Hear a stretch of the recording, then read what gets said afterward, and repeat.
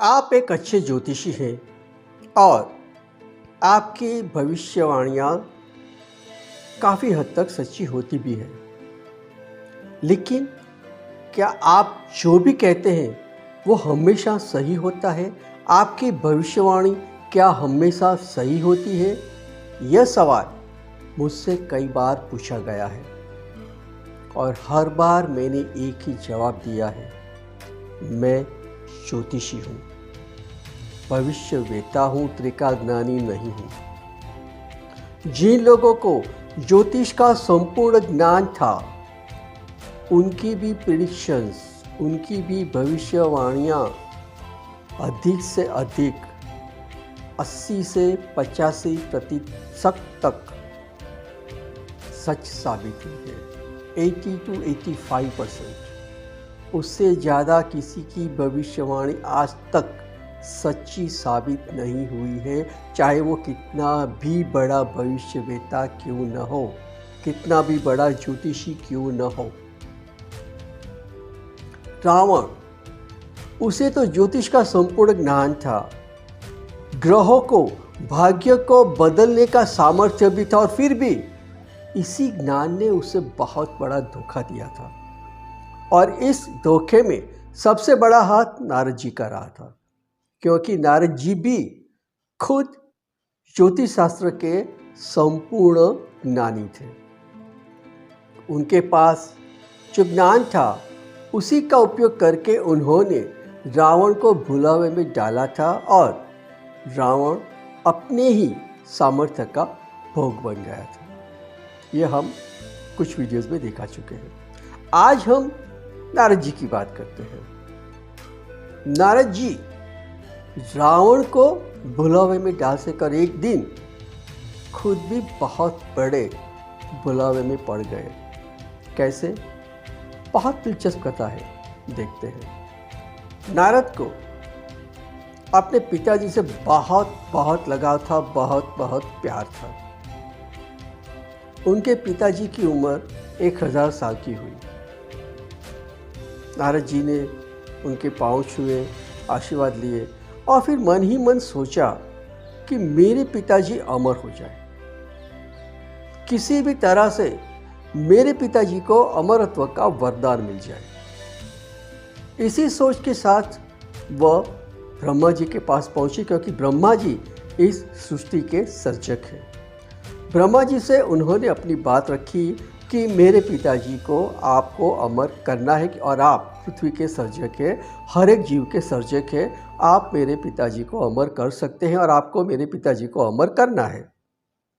ब्रह्मा जी ने कहा, देखिए नारद जी, मैं आपका पूरा आदर करता हूँ, लेकिन मेरा काम जीव का सर्जन करना है, जीव का पालन पोषण करना नहीं। जीव का पालन पोषण करने का काम विष्णु जी का है। आप विष्णु जी से जाके बात करिए, अगर आप चाहते हैं तो मैं भी आपके साथ चलता हूँ। नारद जी ने ब्रह्मा जी को साथ लिया, दोनों विष्णु जी के पास पहुँचे और नारद जी ने अपनी बात रखी। विष्णु जी ने कहा, देखिए नारद जी, मैं आपका बहुत बड़ा आदर करता हूँ। ब्रह्मा जी सर्जक है, मैं पालक हूँ। आपके पिताजी की जान का पालन पोषण करना मेरा कर्तव्य है और मैं इस कर्तव्य का स्वीकार करता हूँ, लेकिन जीव के संहार का काम, जीव के नाश का काम शिव जी का है, मेरा नहीं। मैं पालन पोषण में तो आपको पूरी की पूरी एक श्रद्धा दे सकता हूँ कि आपके पिताजी के पालन पोषण में कोई कमी नहीं रहेगी, लेकिन उनके विनाश में या उनके अंत में आपको शिव जी से ही मदद लेनी होगी। आप चाहो तो मैं भी ब्रह्मा जी के साथ आपके साथ चलता हूँ। अब नारद जी, ब्रह्मा जी और विष्णु जी तीनों गए शिव जी के पास। नारद जी ने अपनी बात रखी, शिव जी से कहा, मेरे पिताजी को अमरत्व दे दीजिए, आप उनका विनाश किसी भी तरह से नहीं करेंगे, ये वरदान दे दीजिए। शिव जी ने कहा, तथास्तु, लेकिन मैं विनाश पृथ्वी का करता हूँ, संसार का करता हूँ, कोई किसी खास जीव का नहीं। जीव के जन्म और मृत्यु की जो भी एक चाबी है वो यमराज जी के पास है। वो ही हर एक आत्मा की, हर एक जीव की आयु तय करते हैं। आपके पिताजी की आयु उन्होंने कितनी तय की है मैं नहीं जानता हूँ। आपको इसके लिए तो यमराज जी के पास ही जाना होगा। आप अगर कहते हो तो मैं भी आपके साथ चलता हूँ। अब नारद जी ब्रह्मा जी को, विष्णु जी को और शिव जी को लेकर खुद यमराज जी के पास पहुंचे। यमराज जी ने इन चारों को देखा और माथा पीटा। आप लोग यहाँ क्यों? नारद जी ने कहा, हम आपसे एक विनती करने आए हैं। यमराज ने कहा, आप लोग जाओ। नारद जी ने कहा, आप मेरी बात सुन। नहीं, आप जाओ। नारद जी ने कहा, मैं अपनी बात किए बगैर नहीं जाऊंगा। देखिए, मैंने आपके पास एक बात के लिए ब्रह्मा जी को भी, विष्णु जी को भी, शिव जी को भी साथ लिया है। आप हमारी बात सुने बिना हमें वापस नहीं भेज सकते। सुनिए, आपको मेरे पिताजी को अमरत्व देना है। और यमराज जी ने माथा पीटा फिर से। नारद जी, मैं जानता था आप अपने पिताजी से बहुत प्यार करते हैं। आप उनकी मौत को नहीं देख पाएंगे और इसलिए आपके पिताजी की मौत के लिए मैंने खास शर्त रखी थी कि अगर